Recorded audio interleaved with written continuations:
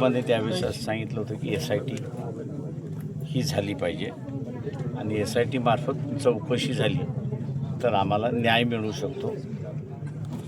शासनाकडे असताना SITची मागणी केली आणि ताबडतोब असताना ती मान्य करण्यात आली आणि आता ही केस SITने स्वतःकडे घेतलेली आहे. आत्ता जी काही चर्चा कुटुंबाबरोबर झाली त्याच्यामध्ये 2 दिवसापूर्वीच SITचे प्रमुख जे आहेत त्या येऊन गेल्या आणि अजून स्टेटमेंट जे आहे तो नोंदायला सुरुवात होणार आहे अशी परिस्थिती आहे.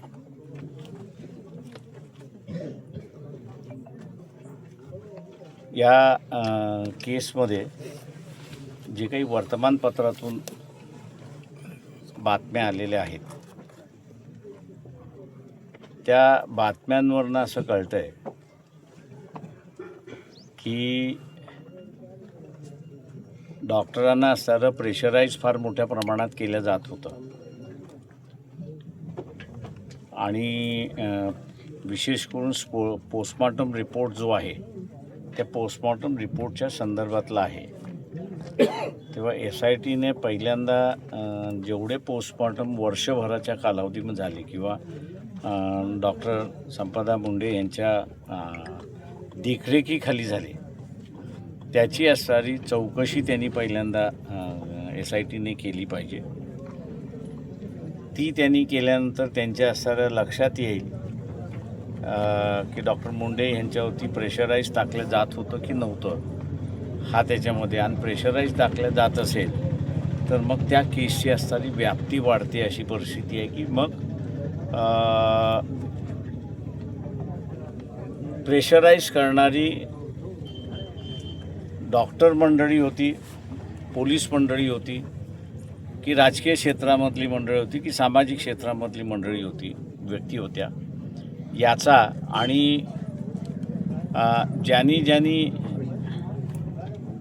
त्या कालावधीमध्ये फोन केले असतील त्याचंही SITने चौकशी केली पाहिजे आणि तिथून मला वाटतं असणारं खरं कारण मिळेल असं मी त्या ठिकाणी मानतो आहे. दुसरं शासनाने असणारं कुटुंबाला असणारं एक आश्वासन दिलं होतं की त्यांच्या कुटुंबातला असणारा एक व्यक्ती शासकीय नोकरीमध्ये घेतल्या जाईल. मुख्यमंत्री आपलं असणारं हे आश्वासन पाळतील असं मी त्या ठिकाणी मानतो आहे. देवेंद्र फडणवीस महाराष्ट्राचे मुख्यमंत्री आहेत, त्यांना माझं नम्र निवेदन राहणार आहे की इन्स्टंट इडलीसारखे ते असणाऱ्या प्रकरणामध्ये स्टेटमेंट देतात आणि नंतर सोमनाथ सूर्यवंशी असेल किंवा डॉक्टर संपदा मुंडे असतील यांच्या संदर्भातलं असणारं जी काही नंतरची माहिती मिळते ती विपरीत मिळते. त्यावेळेस त्यांनी पोलिसांकडून दिलेली माहिती कारण शेवटी मुख्यमंत्रीसुद्धा स्टेटमेंट जे करतात ते पोलिसांनी दिलेल्या माहितीवरूनच देतात. तेव्हा ते स्टेटमेंट बरोबर आहे की नाही याचं त्यांनी बघावं आणि या दोन्ही याच्यामध्ये पोलिसांनी त्यांना जे ब्रीफिंग केलं आहे ते जर चुकीचं असेल तर त्यांनी त्या पोलीस अधिकाऱ्यांवरती कारवाई करावी ही आमची मागणी राहणार. यामध्ये माजी खासदार जे निंबाळकर आहेत त्यांच्यावरतीही आरोप झालेले होते. मात्र मुख्यमंत्र्याचा त्या ठिकाणी कार्यक्रम होता आणि त्या कार्यक्रमामध्ये मुख्यमंत्र्यांनी त्यांना क्लीन चिट दिली. कुठेतरी मुख्यमंत्री महोदयाने घाई केली असं वाटतं. नाही, मी म्हणून मगाशी म्हटलं की सोमनाथ सूर्यवंशीच्या ह्याच्यामध्ये सुद्धा सभागृहामध्ये त्यांनी जी माहिती दिली ती पोलिसांच्या सांगण्यावरनं दिली. इथे सुद्धा त्यांनी जे ब्रीफिंग केलं असेल ते पोलिसांच्या सांगण्यावरनं केलं असेल तर पोलिसांनी त्यांना मुख्यमंत्र्यांना चुकीची ब्रीफिंग केली आहे या ह्याच्याखाली त्यांनी असताना त्या पोलीस अधिकाऱ्यांवरती कारवाई केली पाहिजे. वंचित बहुजन आघाडीची पुढची भूमिका काय राहील डॉक्टर संपदा मुंडे प्रकरणात? नाही, आता असणाऱ्या दोन गोष्टी आहेत त्याच्यामध्ये. एक तर त्या कुटुंबाच्या एका व्यक्तीला गव्हर्मेंट सर्व्हिसमध्ये घ्यायला लावणं हा एक भाग आणि दुसरा भाग ही आता असणारा इन्क्वायरी आहे.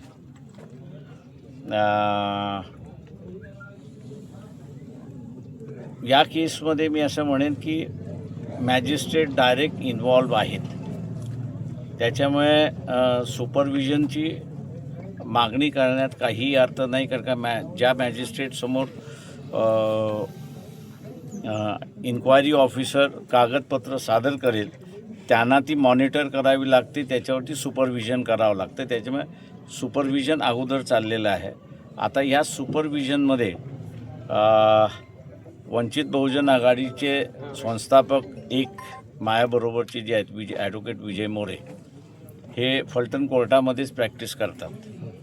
त्याच्यामुळे त्यांना आम्ही असायला विनंती केलेली आहे की त्यांनी या इन्क्वायरीच्या ह्याच्यामध्ये कुटुंब जी त्यांना माहिती देईल त्या कुटुंबाला त्यांनी असायला मदत त्या ठिकाणी करावी आणि मॅजिस्ट्रेटसमोर इन्क्वायरी अत्यंत व्यवस्थितरित्याने होईल आणि जे आरोपी आहेत, मग ते राजकीय क्षेत्रामधले असतील किंवा इतर कुठल्याही क्षेत्रामधले असतील, त्यांच्याबद्दल इन्क्वायरी ऑफिसर इन्क्वायरी करून रिपोर्ट तिथे असणारा मॅजिस्ट्रेटसमोर सादर करेल, याची दक्षता तिथे घेतल्या जाईल.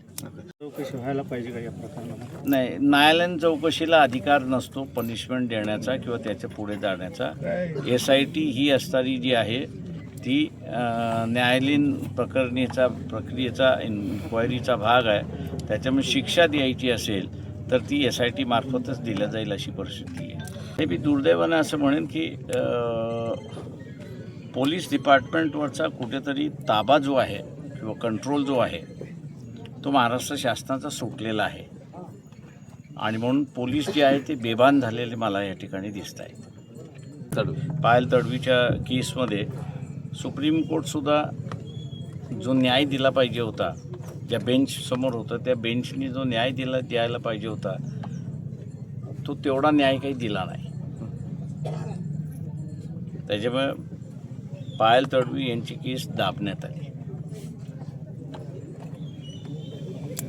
आता काय भूमिका असेल आपल्या पार्टीच्या वतीनं या प्रकरणी, काय भूमिका असेल? ते मी जसं म्हणालो ना की याच्यामध्ये जसं तुम्ही शेवटपर्यंत तडा लावत नाही आणि जे आरोपी आहेत त्यांना तुम्ही शिक्षा देत नाही तोपर्यंत सिस्टमवरती वचक येत नाही. एकदा सिस्टम काम करायला लागलेली आहे, सिस्टमला चॅलेंज करता येत नाही, ती सिस्टम आपल्याला शिक्षा देते, तर एक भीती कुठेतरी निर्माण होते की आपण या गोष्टींपासून दूर राहिलं पाहिजे. आणि मी असं म्हणेन ह्या दोन्ही केसेसमध्ये आम्ही त्या दृष्टीने पावलं टाकतोय तशी परिस्थिती आहे. साहेब, गेल्या 1 वर्षापासून बीडमधली सामाजिक स्थिती जी आहे ती अस्वस्थ करणारी आहे, अस्वस्थ झालेली आहे. अशामध्ये संपदांना अनेक वेळा तू बीडची आहेस म्हणून हिणवलं गेल्याचंही समोर येते. हे कुठंतरी थांबलं पाहिजे बीडच्या नावाच्या बाबतीत. मी दुर्दैव असं म्हणेन की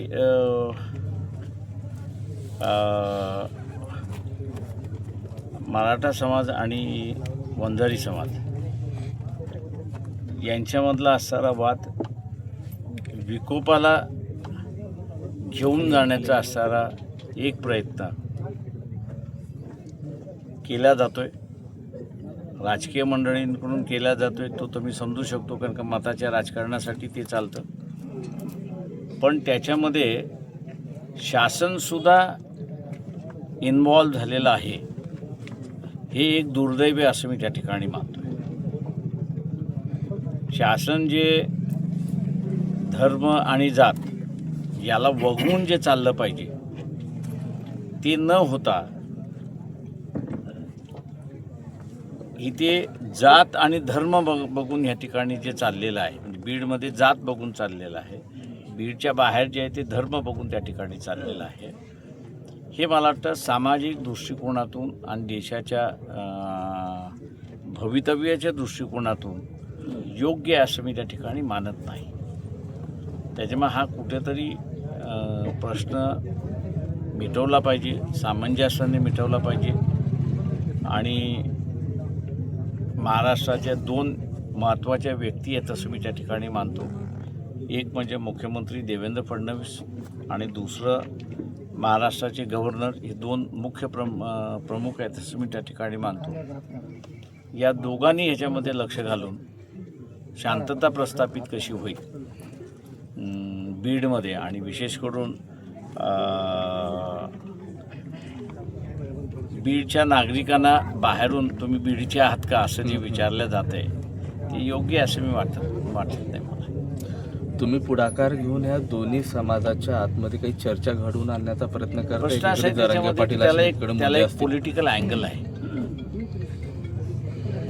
नुसतं वंजारी बंजारा जसा वाद होता शरद पवारांच्या कालावधीमध्ये, त्यावेळेस आम्ही असा लक्ष घालून मी असं मकराम पवार असतील, त्याच्यानंतर गोपीनाथजी मुंडे असतील, बबन ढाकणे असतील, या सगळ्यांनी आम्ही लक्ष घालून तो असणारा वाद त्या ठिकाणी मिटवला होता. तो शांतता करून डिव्हिजन करून त्याच्यातला असं मिटवला होता. तो सामाजिक होता असं मी त्या ठिकाणी सामाजिक राजकीय आरक्षणाच्या संदर्भातला होता.